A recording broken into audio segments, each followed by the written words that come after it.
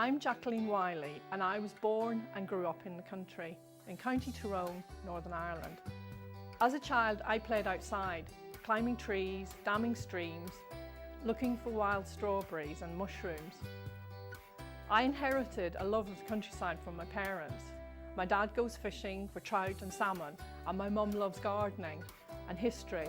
So many of my early holidays were spent wandering around Ireland, looking at lovely scenery, historic houses and gardens, and searching in bogs for archaeological monuments. I have continued this fascination with history and landscape. For 10 years I worked as an archaeologist, specialising in recording and conserving old buildings. I now work as an artist and I'm interested in how value is assigned to materials and processes.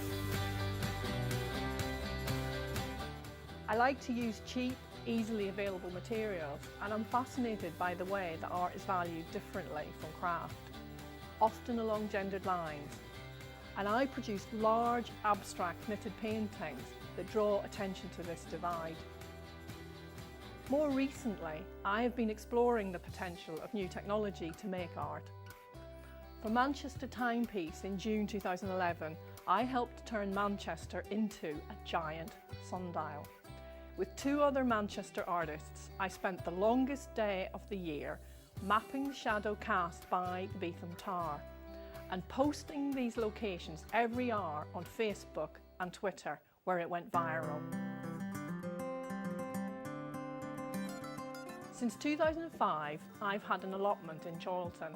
It's my little piece of heaven, and I always feel relaxed once I get through the gate. I really enjoy eating my own fruit and veg, especially my spuds.